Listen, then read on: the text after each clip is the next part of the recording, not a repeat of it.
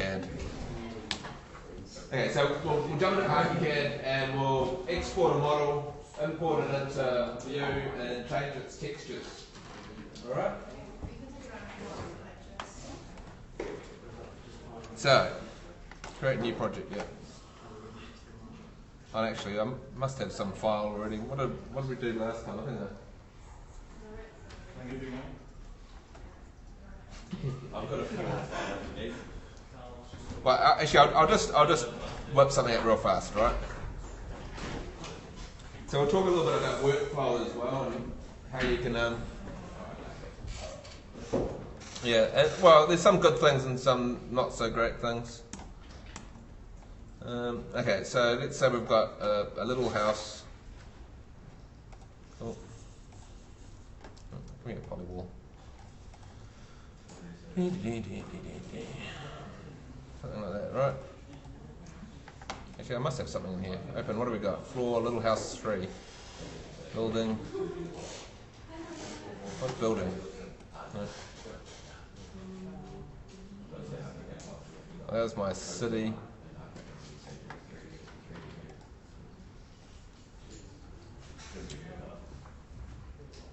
Chun, chun, chun, chun.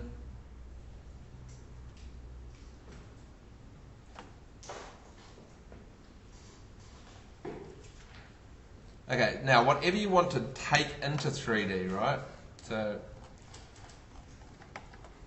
whatever you want to take, sorry, to View, you have to put into the 3D, into the 3D view. So, in this case, let's say I just want to grab all this. I don't want the stairs, I don't want any of that stuff. So I'm just going to select all this stuff and go F4. So I see only these items, right? All I have to do is go File, Save As. You have to do this from the 3D window. And we're going to save it. You can either save it as a wavefront file or a 3ds file. So I'm going to use 3ds. Cool, and go Save. Now here's the real trick. There's lots of different ways to group these objects, and so it depends on what you're going to do. In most cases, we don't want to edit the object once it gets into View. It's too difficult. We can't change thickness of wall because it doesn't know what a wall is. So in most cases, we just want everything grouped by materials. That means that, you know, all the grass things will be all grouped together, all the concrete will be grouped together, etc., etc. Okay, so all I want to do once I go into View is swap textures out.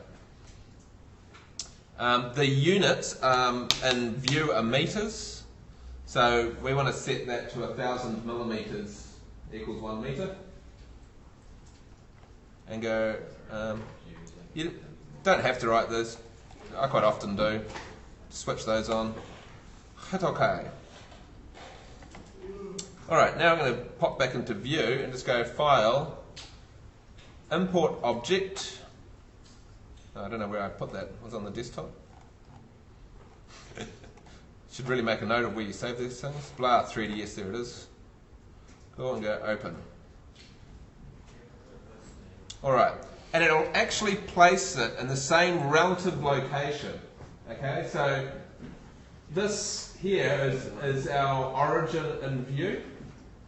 And likewise, if we go into here, there's the origin in ArchiCAD. So all of the numbers are the same, which is really, really convenient. Alright. It's also done it vertically as well. Okay, so if you notice, my model is buried a bit. And that's because I think I must have had items that went below 0, so you might find that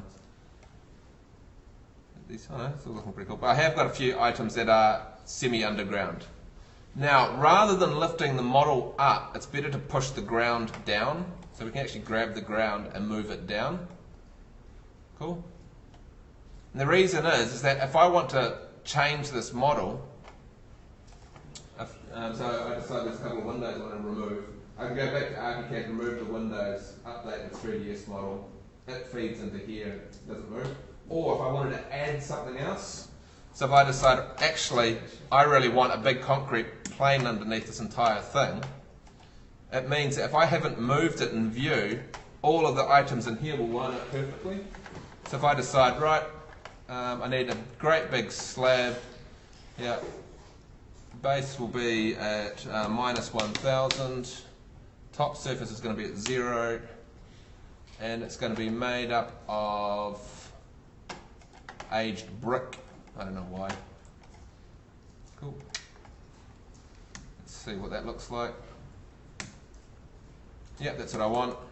So, actually I might just go minus 0.1, oh sorry, minus 100. Cool. So now I've got just that item selected, so if I hit F4 I see just that item. And I go File, Save As. So you can actually break your model up if you wanted to. That's called blah2. Save. Yep, okay, cool. Pop over to View. Oops, put InDesign. Pop over to View. Import object, blah2, yeah. And it lines up perfectly with my model. See, if I'd lifted my model up before, it wouldn't line up anymore. Alright. So, now, let's just talk a little bit about view. This is typical. Sorry, I was going to turn this light off.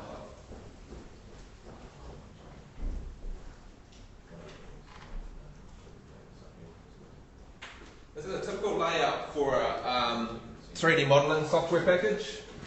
Okay, so like, in ArchiCAD we have like plan views and elevations and all that sort of carry on. And here we've got plan, side, front, and well, in this case the camera. Sometimes that will say perspective view or something like that. Okay, and this is the camera, so this is where I'm looking from. So I can actually grab this object and move it around.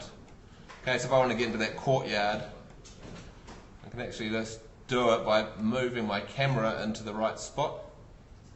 There we go. And sometimes you might find it's much easier doing it that way. Oops. See my concrete slab, of course I dropped that down 100, but my walls only go to 0. We'll deal with that shortly. Alright. You have also got the ability, so if you want to see this as full screen, just double click on the blue bar. Okay, and I can go full screen. You can zoom in and out. Right mouse button moves the whole image. Okay, and there's no perspective in here. See, so I'm looking down on that wall. I'm only seeing it as thick as it is. Double click on that blue bar, it goes back again. Okay, so this is really handy if you want to line up an object. So I wanted to create an object and I want it to line up perfectly against that wall. There's no perspective getting in the way, so I can line it up quite nicely. Alright. You can also select things, so let's say blah2 here. If I go and right click and go frame selected objects, and it will fit it into the view. Okay, right click, frame selected objects, cool, and it will fit it to view. Nice. Alright. What else? And here, right click is kind of like as if you're controlling a tripod. Zooming in and out actually moves the camera in and out. But you can also use these controls up here. Unfortunately, it doesn't have a nice running man like ArchiCAD does. Okay. Also, if you've got something selected, so if I go and put my camera away the hell out here somewhere, if you've got something selected and you use this control, it will rotate around that object. Okay, if you don't have anything selected, it's tripod controls again. It should be. Oh, sorry, it's that one there. That's right, they separated them out. Sorry, alright, I've actually got a little 3D mouse, which I'll have to bring in and show you guys one day. It makes navigation so much easier for one device. We've also got, so this is effectively real, this is what zooming should do. Okay, so that means that the camera's not moving, we're just zooming in. Okay? And we've got little hand tools. So I quite often use these. If you hold down the command key when you do this, it'll move real slowly. So if you find that, you want to adjust the camera just a little bit, just hold down the command key and you can just fine tune it. Alright.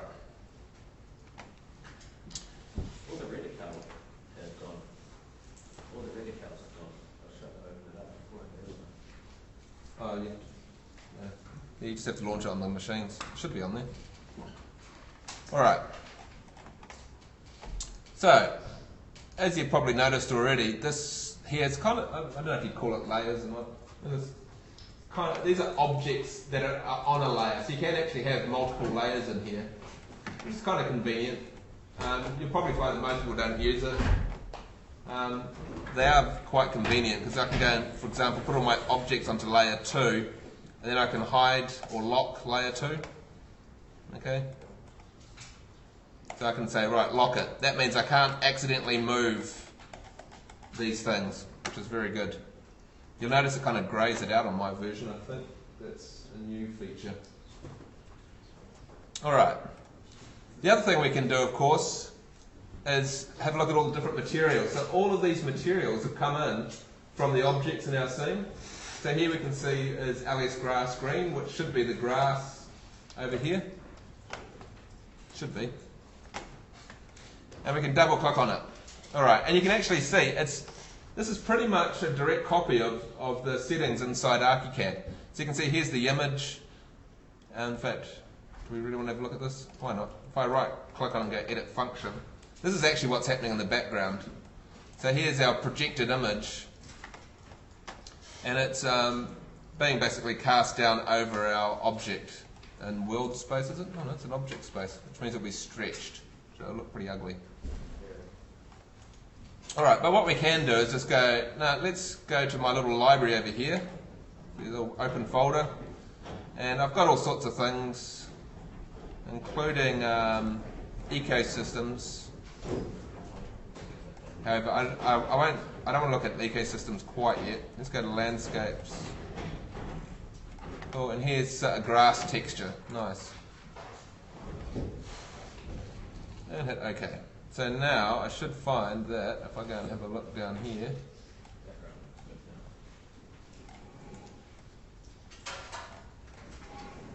that this is using a grass texture. However, first, I'm just going to right click on my camera. So again, this is just like the Lightworks, the render settings inside ArchiCAD. And we've got a whole bunch of settings in here, including some presets. This basically sets up the quality of our render. In most cases, final is good enough. You go further down this list, it's going to take longer. We can also render within the program, or we can render to a separate little program, or even a render network or render farm.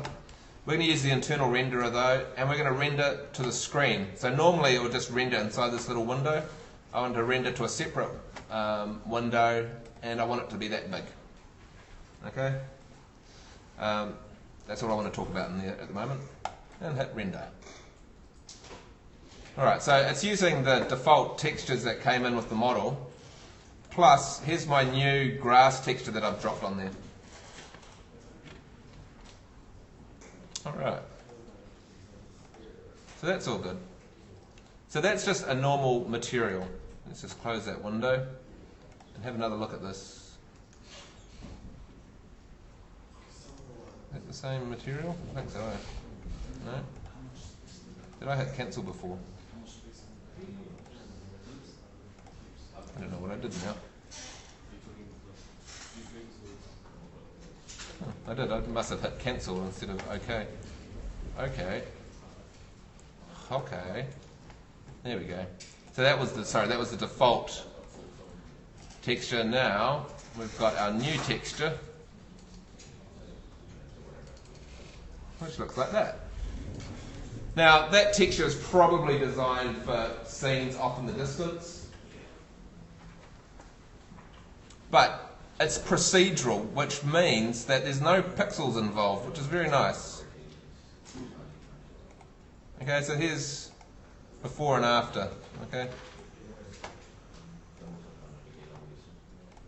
You'll notice that as soon as I go and change these textures, it ends up here in standard materials. You can also, if you prefer, there's this browser which shows all of the textures as well. Exactly the same thing. Alright, so this procedural texture is actually made up of a rather complex set of algorithms based on fractal images. So basically, all you need to know at this stage is that there's no pixels. It doesn't matter how close I get to that, it's always going to look good, I suppose you could say. It's not pixelated. Same thing if I move further away, if it's applied to a larger object. You can, here, you can actually see what it looks like at different scales. Okay, so you can see that at 1 kilometre it's actually looking kind of cool. At 1 centimetre it looks rather naff. Okay, but there's no pixels involved, which is cool. You will find there is image-based textures in here as well. However, what makes View so cool is that if we go into ecosystems, we can do things. Actually, I've got my own grass in here, which I know I haven't loaded it. So I'm going to load this past a simple ecosystem of ground covered with short grass. Nice. Yep, populate the ecosystem. So now what it's going to do, I hit OK, is it's now populated wherever that material is being applied with a three-dimensional model of grass. Now, it's probably going to need tweaking, but you can kind of see what it's doing. So this is actually a 3D grass, so it could actually be a little bit bigger, really. And it's also got a background texture, so we'll have a little bit of a closer look at how that actually works. So you can see it's kind of got like, looks very plain. So let's make our own.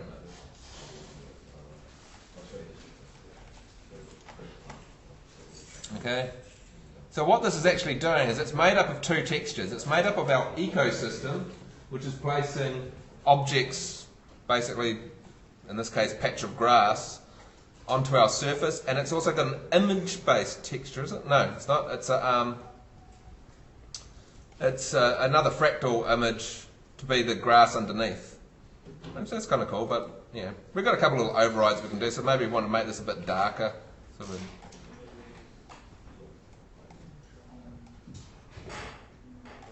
Okay, cool. So that makes it darker. Although you can see there's a lot more happening in this image than I can control here. So if I go to edit function, I should be able to find there's two colour variations between these two colours.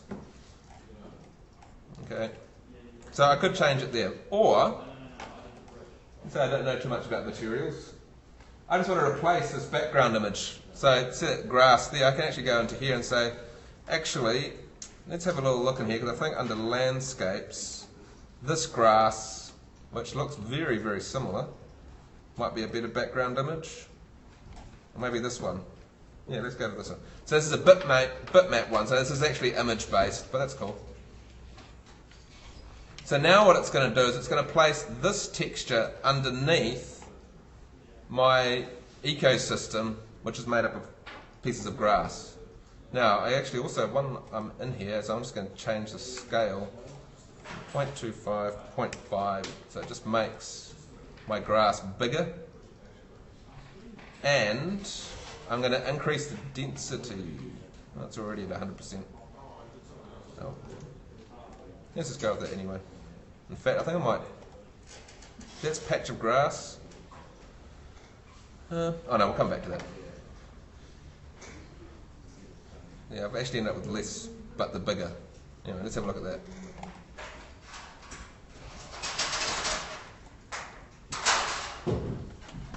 I think in this case, so there you go, now I've got longer grass. That looks a bit better, see, so the grass is actually sticking out over the edge. And because I've got that much more complex and darker image underneath, it's not so obvious. Before I was kind of seeing these bald patches. Whereas that's now is looking pretty cool. There is a couple other little funny things, of course, is that sometimes your grass grows over the edges. There's not much you can really do about that. A bit of Photoshop if it's a hassle. You can see there. See, obviously the way that I've modelled this is that there must be a bit of grass texture underneath, and there's actually a little patch of it appearing up in the corner there. However, you can see it looks a lot better, eh? So that was just changing the background image and making the grass a bit bigger. Nice.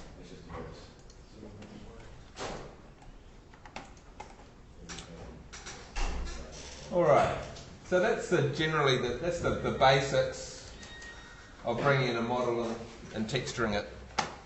So in most cases, all you're interested in doing is finding textures, and you can change the ones that are in here. So this has come from ArchiCAD, and I could, I can go through and change things like the highlights, and so maybe it's a bit brighter and shinier. I should get a highlight forming up there somewhere. Maybe not in that angle. I could add bump maps, etc., etc. Or I can just go and replace the entire texture with. I don't think I've got bricks.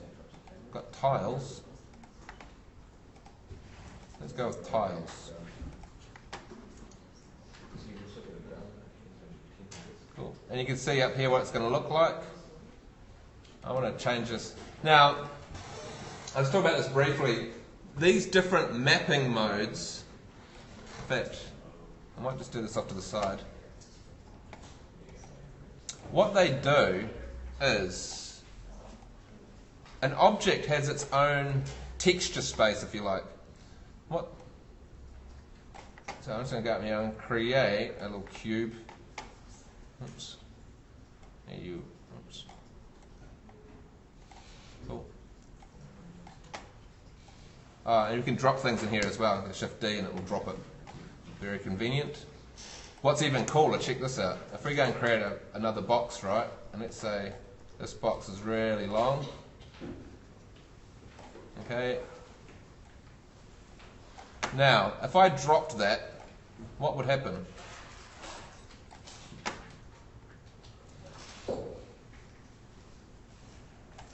Ching! That's right, that would happen. It's called a smart drop.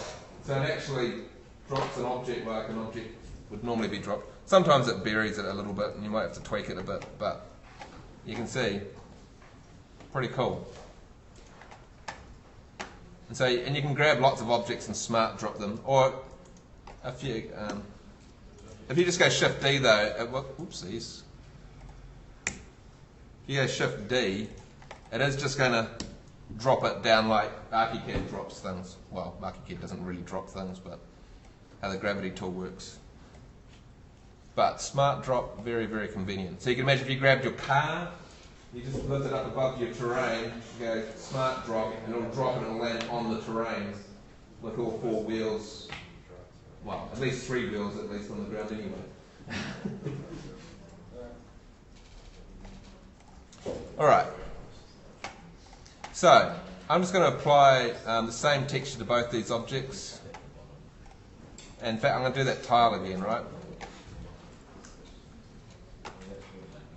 Can I actually see that? Not very clearly. You can render in this window as well if you just click that box. So, at the moment, hang on, I'm just going to make this a little bit easier to see. Actually, I'm going to change it to, have we got tiles in here somewhere? Where's our standard? Our classic checkerboard, that's what I want. Alright. And I'm going to change this to, so this is world standard. What world standard does, can I, hang on, just scale this up a bit, is it applies the texture to the entire world, if you like. So this is really cool if you want things to line up. So normally in ArchiCAD, for example, it applies it to the object. So if you move the object, the texture sticks to it and it moves. However, you can see here that it's not stuck to the texture, it's actually in the world, if you like. So it means that if I go and have two objects and I want them to appear as if they were one, so let's say Option, click that, and I have that object on top of that object, the texture lines up perfectly. Okay, because what it's doing is it's actually applying the texture in world space. So it's just grabbing this texture and just casting it through my entire scene, and when it hits that object, that's how it gets applied. Whereas, if I change this to object, go away, Come on. Spinning wheel of death, go away. View does crash. Generally, the cooler the application, the more it crashes. That's why Word never crashes. Can it crash? Used to. Vue is though pretty good at like recovering from a crash. So, and saying that it's a good idea to save on a regular basis.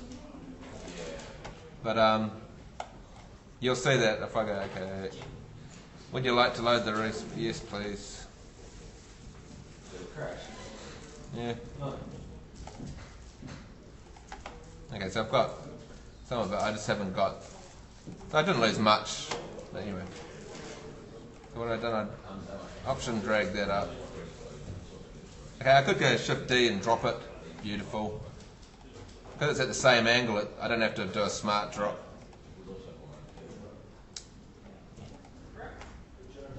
Come on, click. There we go. Edit material. We're going to put in. What was it? Checkers, wasn't it?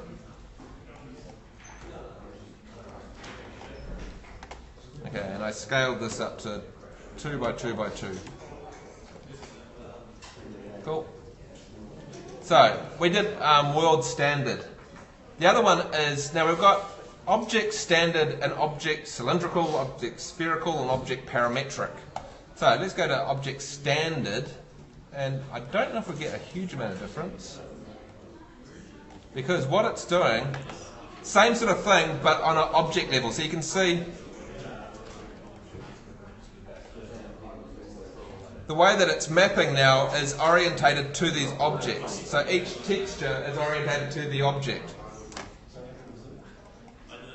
And then we have object parametric, which I don't think is actually going to make a big difference in this case. Yes, it does. So object parametric, what that's doing is it's looking at the UV space of the object, which that basically means that each side of this, it's stretching the object over. So you can see that if this was an aerial photo and we wanted it to be cast over an entire model like we did in ArchiCAD, we don't even have to know what the size of the object is. It will just stretch the image to fit perfectly over that entire object. And so that's why we're getting this stretching happening, is because it's going, right, this here is 0, this here is 1, and I'm going to stretch that over the entire thing. I can, of course, get it to repeat. So I think if I change it here, actually, it should. No, it's not. Oops. It should be a repeat somewhere. No. I'd have to go actually in and change the UV space. But we don't want to go there. But you can see that if it was an image, it would be pretty cool. Oh, it is changing. Is it? That's not. It's just my imagination. So that's what the difference. So in most cases, we would use either object parametric or object standard. However, if it was, you can imagine if it was like a lot of brickwork or something like that, and you want all the bricks all lined up perfectly, then you could use that world standard or world parametric, depending on how it's meant to map. Sorry? Yeah. There's definitely problems though, because of course if I went and did world standard and this was meant to be an animated object, the texture would stay where it was and the object would move. So, which would be kind of a bit weird. Yeah. So yeah, as that moves, the texture stays where it is. It's a bit hard to see because it's not animated, but yeah, you get the idea. Actually, I think I just noticed something. Why aren't my textures showing it? Anyway, so that's what those mean. So, world standard if you want all the textures all to line up perfectly in the world. Object standard or object parametric if you want the texture to be attached to the object itself. Alright. You want to see some cool stuff? you can do modelling in here, right? So I'm going to model some kind of crazy rock structure. I'm just holding down the Option key when I'm doing this, right? I might just cool.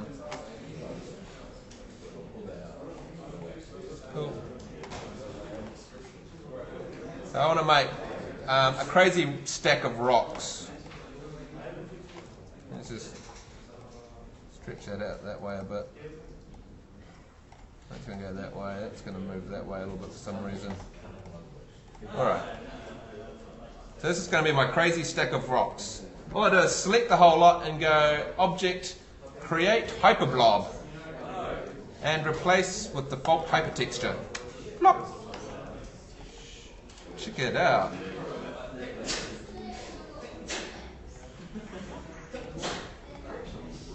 So now I can actually play around with this and make one great big crazy hyperblob texture.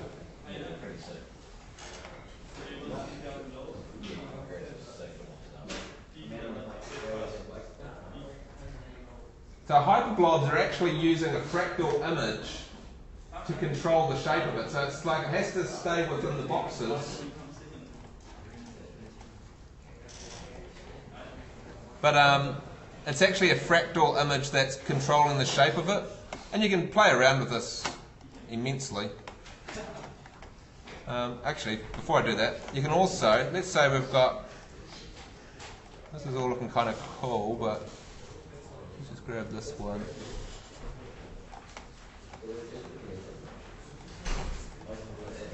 Let's say I now want another cube. Actually, I'll probably find that one of these cubes here I can use. This one. Actually, this one here. Let's just use this one. And I'm going to rotate this around like that.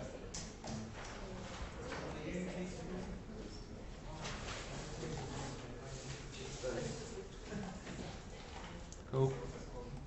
This is actually trying to keep it as solid at the moment, which means that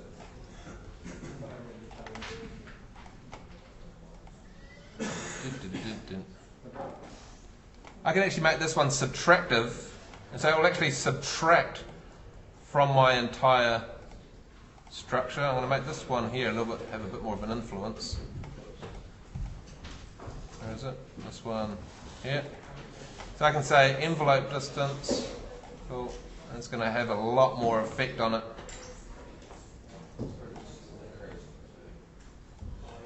Cool. And so now this one here is actually drilling a hole through things. It's meant to be. Subtractive. There we go. Cool.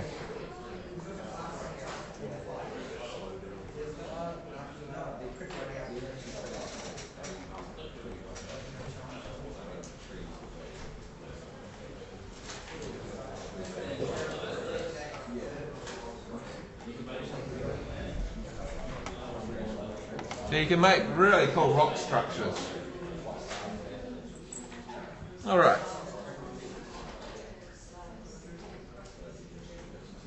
And because it's actually all fractal based, it doesn't matter how close you get to this, there's no polygons or pixels or anything. Which is kind of scary. Are they vectors or fractals? Fractals. So the closer we get, it just renders it with more detail. You all know what a fractal is? Yes. A fractal is a mathematical model, which I've got a great example of it on my laptop, on my iPad. You have to get it around and have a look at it.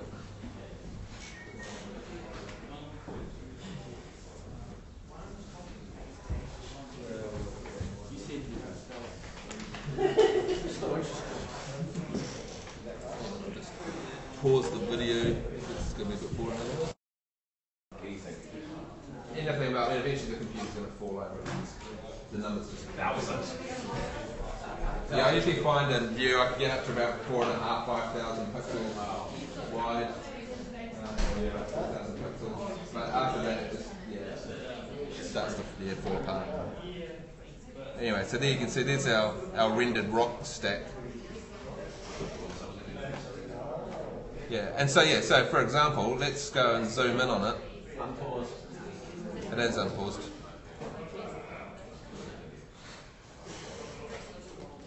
Yeah, so I don't think I can get much closer than that.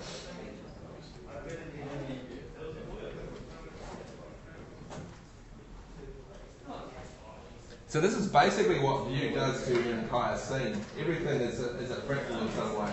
So the way that it renders trees, it knows that when something's further away, it doesn't put so much detail, it doesn't put so many polygons into those. But it does it all dynamically, so as you move through the space, it's constantly changing the resolution of the trees and things like that. This billboard is quite a bit close to the trees. That's just for the preview. But yeah, so you can see that this fractal texture has just got infinite detail in it. So yeah, so the fractal-based textures are awesome. You can bake this out to polygons because, as you can see, it starts getting a bit slow to render. As soon as you bake it out to polygons, yeah, it'll speed things up. But then the form of it isn't a fractal anymore. Exactly. It limits it to. So here's my hyperblob. If I right-click on it and go, where is it? Bake to polygons. Oh, can I? I'm sure I can. Oh, okay. I can't bake a hyperblob to polygons. That's interesting. All right. I'll show you another one though. Yeah, it does for metablobs. A hyperblob uses hypertextures, or basically displaced. So it's sort of the addition and subtractions, but then the form of it is being formed by a fractal over the entire model. So that's what dictates the surface. Whereas, yeah, so let's.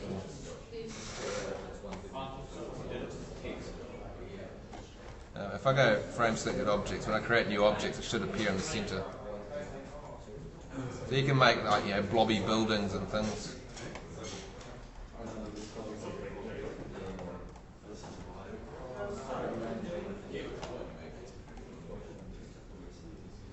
Yeah, etc., etc.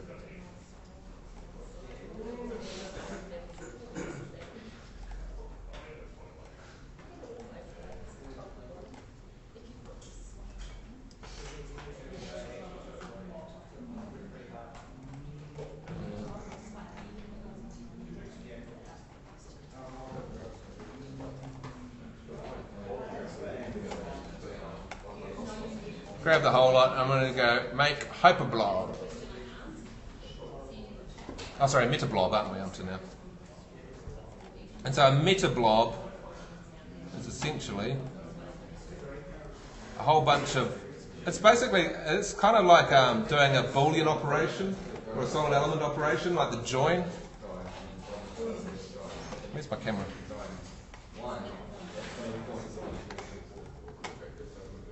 Okay. But there's all strengths involved. So if I want, let's say, this cube up the back here to have much more influence on it, I can say what the envelope distance is. Oh, let's have the global thing. This intensity. So it's got a 100% intensity. Could you chuck a blob in the middle, go subtract to make a hole? Yeah, totally. Yeah, so if I want a hole drilled through it, let's just rotate that puppy.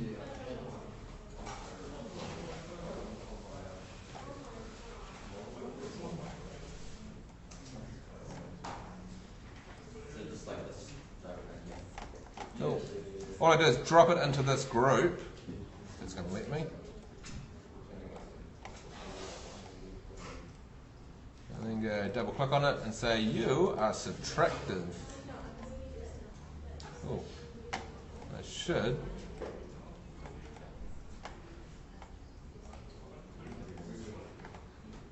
That was a bit weird. Subtractive.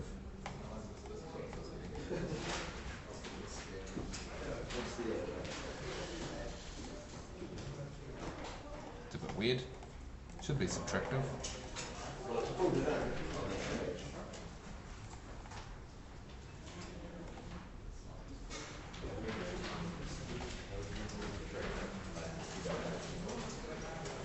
Yeah, I think as I go and reduce the overall envelope distance, I might start getting a bit more of it.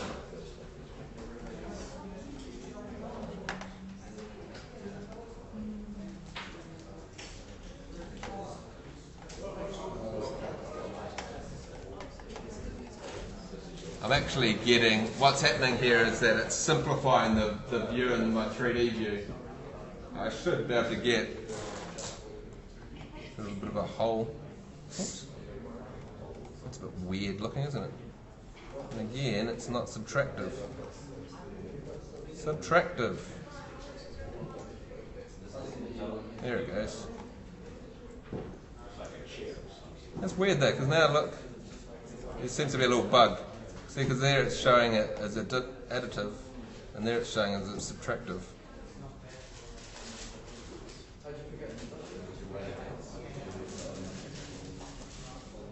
And here it's showing it as subtractive. There we go. Sweet, there's a hole chopped through it.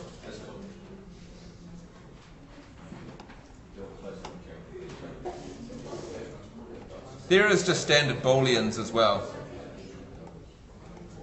which can be quite convenient. I'm just going to get rid of these guys, right? Delete. Let's say you wanted to do a cross section through your site. So I'm going to create a great big block, and let's just go like that.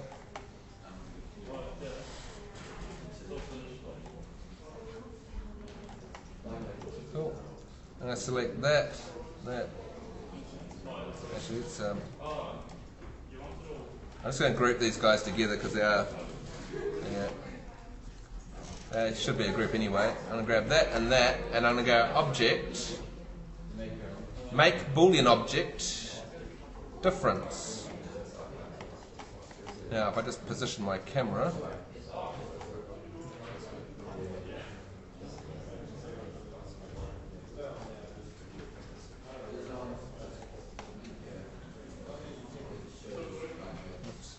I've got to put this in the right order. There we go. So it's got my group and then it's got my object. What's cool as well is that this texture gets applied to the cut. So I'm going to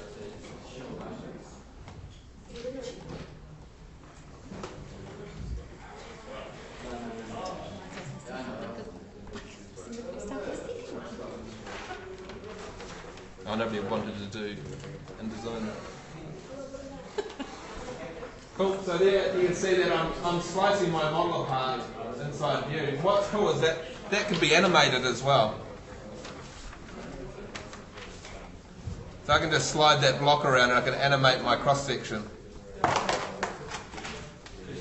Say if you're going through a hallway and the block follows you along. So further down the courtyard, the walls would be there, but it would follow the camera walls.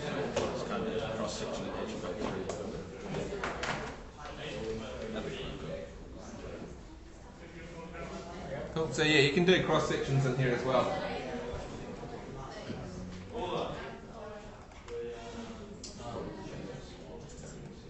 And what makes it different to ArchiCAD, of course, is that I can choose what I'm chopping through.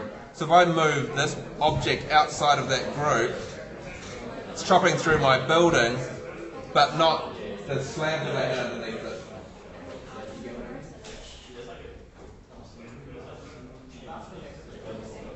Okay, and I could probably actually even break this apart as well.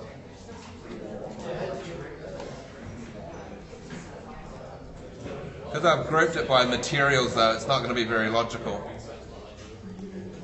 See?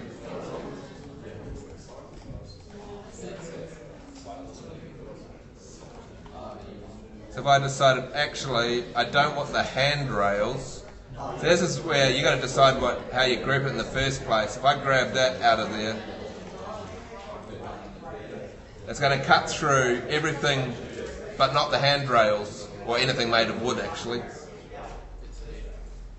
Can you do it based on materials? Yeah, well, that's what it's doing.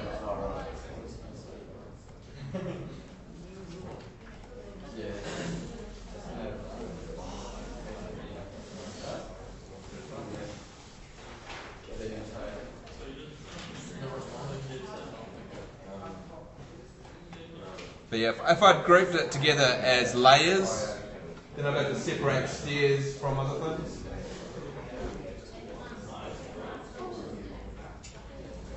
Alright.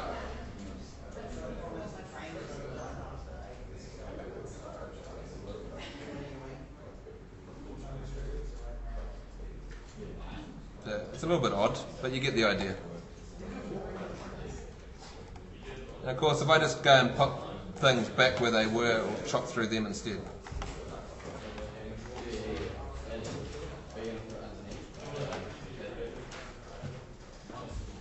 Alright.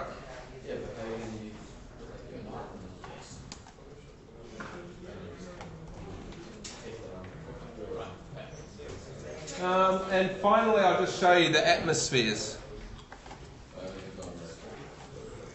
No, I'm not going to show that. Oh, I suppose you could. It's not the most stunning of scenes, really, is it? Let's drop some trees in here. The default tree sucks. If you right-click on this, I can load up a tree. Oh, a red maple tree. That was great.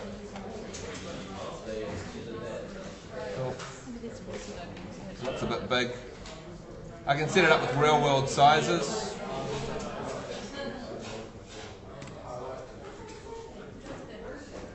Let's make it 6 meters tall.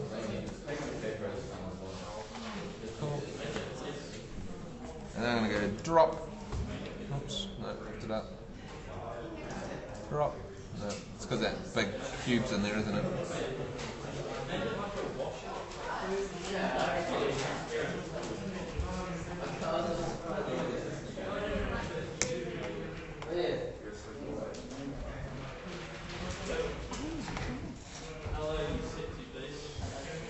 Alright, where's my camera? Move my camera into here a little bit.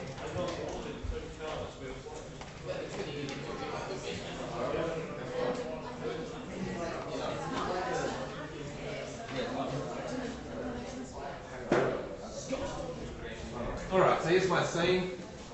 Isn't that lovely? My floating pot plants, floating trees.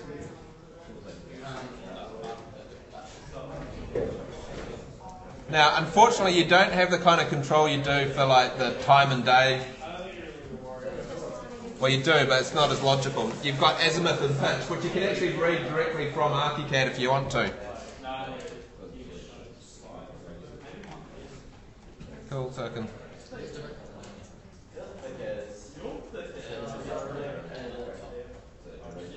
You can actually also grab this from in here. You'll actually see there's the sun.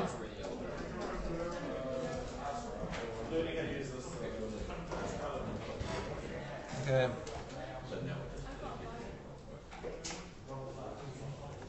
Alright. Position it around here somewhere.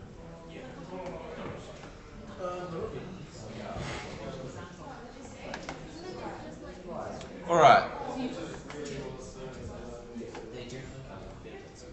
Otherwise you can load in atmospheres. They'll load in your sun position as well though.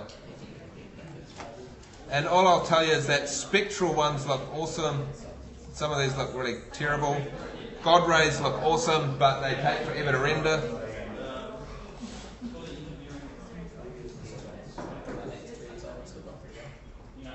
I've got a few presets in here as well. Different sunsets. And you just load it in. Hit OK. You might have to change the position of the sun.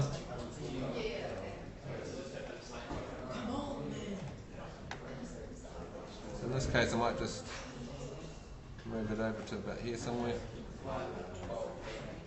Cool. You can add extra lights, of course.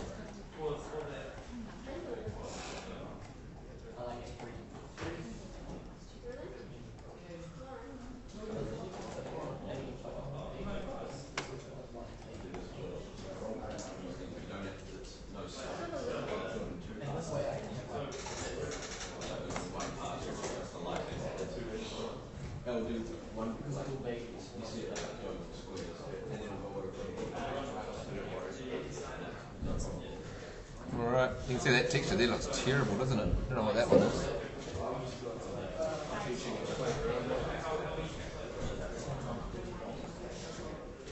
Alright. And I think I'll just leave it at that.